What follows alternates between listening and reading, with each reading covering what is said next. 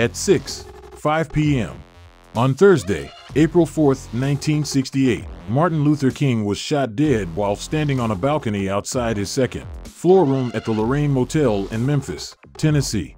News of King's assassination provoked large outbreaks of racial violence, resulting in more than 40 deaths nationally and extensive property damage in over 100 American cities. James Earl Ray, a 40-year-old escaped fugitive, ultimately confessed to the crime and was sentenced to a 99-year jail term. During King's funeral, a tape recording was played in which King spoke of how he wanted to be remembered after his death. "I'd like somebody to mention that day that Martin Luther King, Jr. tried to give his life serving others." King had arrived in Tennessee on Wednesday, April 3rd, to prepare for a march the following Monday in support of striking Memphis sanitation workers. When Martin Luther King, Jr. was getting ready to leave the Lorraine Motel and go to a dinner at the home of Memphis minister Samuel Billy Kyles, he stepped out onto the balcony of room 306 at the Lorraine Motel to chat with Southern Christian Leadership Conference, SCLC, colleagues who were standing in the parking area below. A single shot fired by an assassin caused significant wounds to be sustained by the victim on the lower right side of his face. Ralph Abernathy cradled Martin Luther King Jr.'s head as other SCLC aides ran to him for assistance.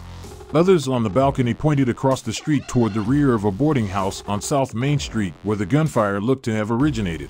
An ambulance took King to St. Joseph's Hospital, where physicians pronounced him dead at 7:05 p.m. President Lyndon B. Johnson called for a national day of mourning to be held on April 7th. The subsequent days saw the closure of public libraries, museums, schools, and companies, in addition to the postponement of the Academy Awards ceremony and a large number of athletic events. On April 8th, the widow of Martin Luther King, Jr., Coretta Scott King, and other family members joined thousands of other participants in a march in Memphis to remember King and show support for the sanitation workers. King's funeral service was placed the following day in Atlanta at Ebenezer Baptist Church. It was attended by many of the nation's political and civil rights leaders, including Jacqueline Kennedy, Vice President Hubert Humphrey, and Ralph Bunche. Benjamin Mays, president of Morehouse College, gave the eulogy and predicted that Martin Luther King, Jr. would probably say that, if death had to come, "I am sure there was no greater cause to die for than fighting to get a just wage for garbage collectors." Mays, April 9, 1968. Mays presented the eulogy. Over 100,000 mourners accompanied two mules dragging King's casket through the streets of Atlanta. After another ceremony on the Morehouse campus, King's body was initially interred at South View Cemetery. After some time, it was relocated to a crypt at the King Center, an institution that was established by King's widow. The crypt is located near Ebenezer Church.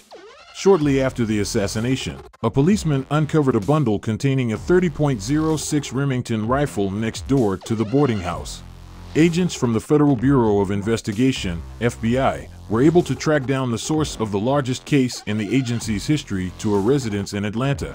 Fingerprints recovered in the flat matched those of James Earl Ray, a fugitive who had escaped from a Missouri prison in April 1967.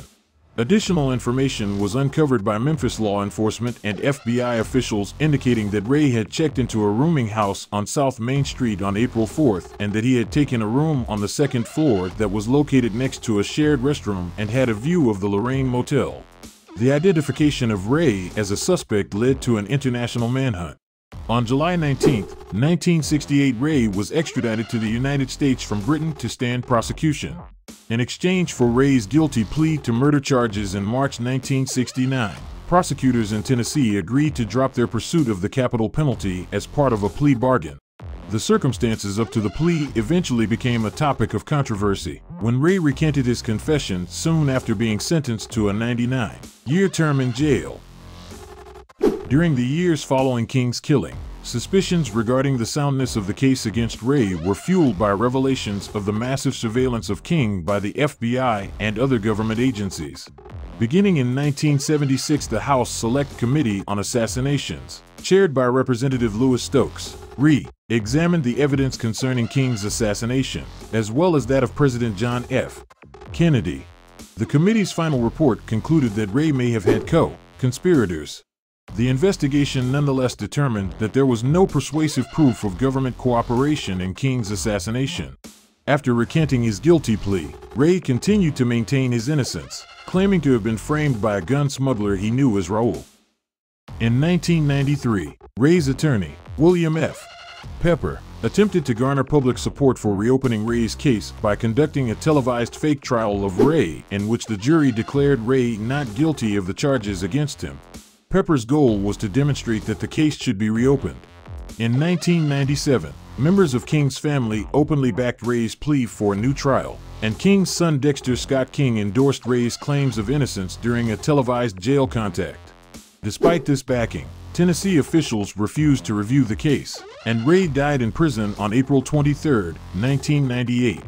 Even after Ray's death, conspiracy suspicions continued to arise.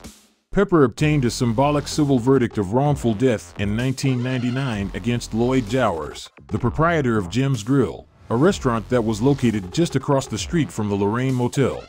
The verdict was secured on behalf of the King's widow and their children. Although the trial revealed substantial testimony that contradicted the original case against Ray, the Justice Department declared in 2000 that its internal inquiry, initiated in 1998 at the King family's request, had failed to discover sufficient evidence to support a further investigation. Alternative explanations. The results of two independent ballistic tests carried out in 1998 on the Remington Game Master, which was purportedly used by Ray in the assassination, were inconclusive, according to a report by CBS.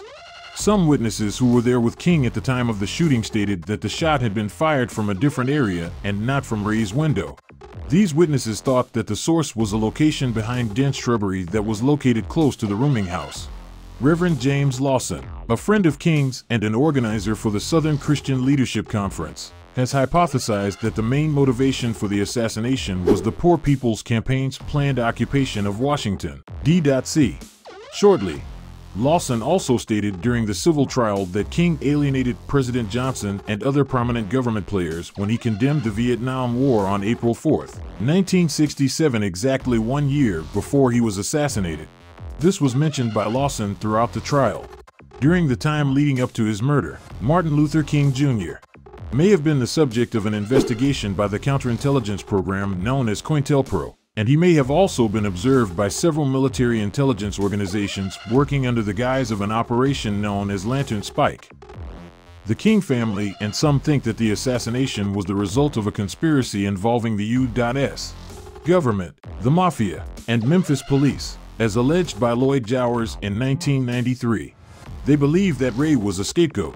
In 1999, the family of the deceased person sued Jowers for wrongful death, seeking compensation for $10 million. If you liked this video, follow us and you will find many videos that will help you to transform your life. Thanks for watching all the video. Please subscribe and hit the bell. See you soon.